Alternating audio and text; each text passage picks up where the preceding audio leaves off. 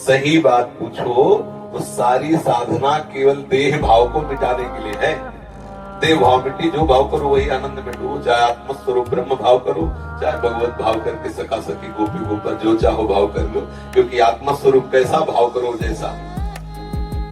विचार करना, जैसे मानो एक सन्यासी है, वो आत्मस्वरूप को निर्गुण निर्विकार देख रहा है, अनुभव में आता है ना। एक भक्त है, उसे दास स्वरूप में देख रहा है। दास शरीर थोड़ी होता है, दास स्वरूप भाव में उसने भावना की भेद बुद्धि करके, और तो उसे दास सेवक भाव अनुभव हो रहा है।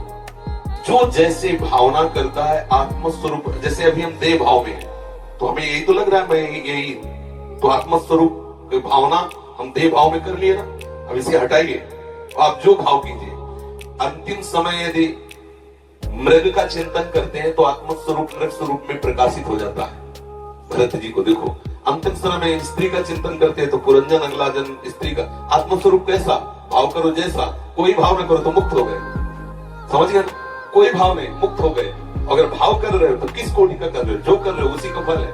अपने लोग क्या भगवत भाव, अपने लोग क्या सखी भाव, अपने को सखा भाव, अपने को दास भाव, जो भाव करो तो वो आपको प्रभु ऐसे अनुभव आत्मस्वरूप प्रभु है। और कोई भाव नहीं तो जीवन मुक्त हो। समझ में आ रहा है ना?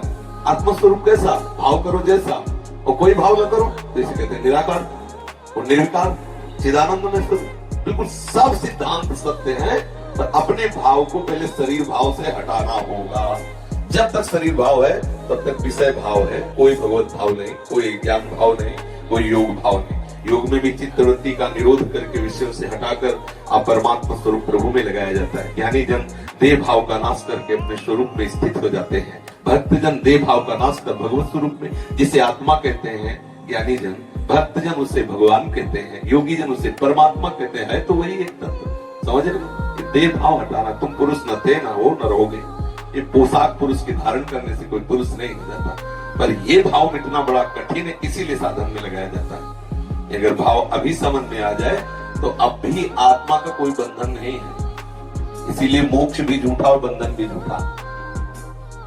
अब वो कोई कहेगा शास्त्रों में इतना मोक्ष का महिमा लिखी है, तो मोक्ष भी झूठा है और बंधन भी झूठा है। जब बंधन ही झूठा है तो मोक्ष कैसा?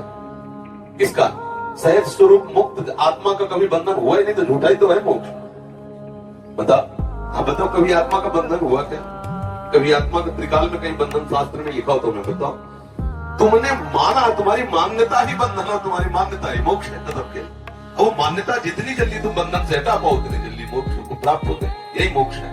न बंधन है न मोक्ष है। बंधन और मोक्ष ये मन की मान्यता के अनुसार है। आप अपनी मान्यता को मन से हटाकर स्वरूप में स्थित कर सकते हैं। इसी के लिए बहुत से साधन बताए गए, ज्ञान मार्ग, कर्म योग मार्ग, भक्ति योग मार्ग। जिस मार्ग से चले, ये प्रपंच का जो है ये वैराग्य भाव जब तक नहीं आएगा तब तक आंतरिक बातें समझ में नहीं आती। चाहे प्रवचन जितना कर ले, चाहे जितना सुन ले।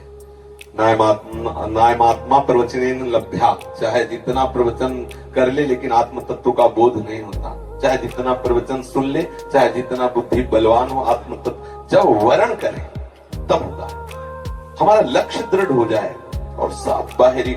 आज हम चाहे जितना सुने, व्यवहार कोई सत्य मान रहे, देख लीजिए छोटी छोटी बात में प्रतिकूलता अनुकूलता, लड़ाई झगड़ा राग द्वेष कहाँ है? केवल बातें केवल हो रही। आत्म तत्व बोध की तरफ या भगवत मार्ग की तरफ सच्चाई से चलने लगो, अंदर ही मार्ग दिखाई देने लगेगा, अंदर ही प्रकाशित हो जाता है मार्ग। साधकों को ज्यादा माथापच्ची नहीं करनी पड़ती। जैसे एक यमुना स्नान करने शिष्य जा रहे थे तो गुरुजी ने टार्च दी, अंधेरा था, एकदम धीमी सी एक पैर दिखा। बोले गुरुजी इससे लक्ष्य की प्राप्ति कैसे होगी? बहुत कम प्रकाश। बोले जितना एक पैर के लिए प्रकाश है बस वो पैर बढ़ाते चले जाओ तो हर पैर में प्रकाश मिलेगा, आप लक्ष्य तक पहुंच जाएंगे। बस ऐसे ही हमें जो नाम मिला है, थोड़ा चिमचिमाहट सी लग रही है आनंद की, उतने भी आप चलना प्रारंभ कर दो, आपको लक्ष्य तक पहुंचा देगी। होता क्या है, हम इस बात में परेशान रहते हैं, ये मंत्र नहीं वो मंत्र। मंत्रों से कुछ नहीं होना, चिंतन से होना है। आप चिंतन सुधार लो, अभी ठीक हो, अभी आनंद आ जाएगा। कुछ न जपे, कुछ न जपे, कुछ न चाहे, जीवन मुक्त हो गए।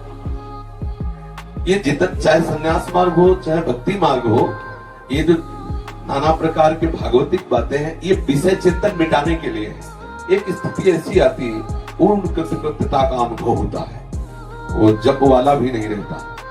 और संतों ने तो इतना कहा है कि आराध्य देव ही उसका जप करते हो तो पड़ा रहता है। आगे की स्थिति काहो के बल भजन को काहो के आचार, व्यास भरोसे कुंवर के सुमन पाओ प्रसाद।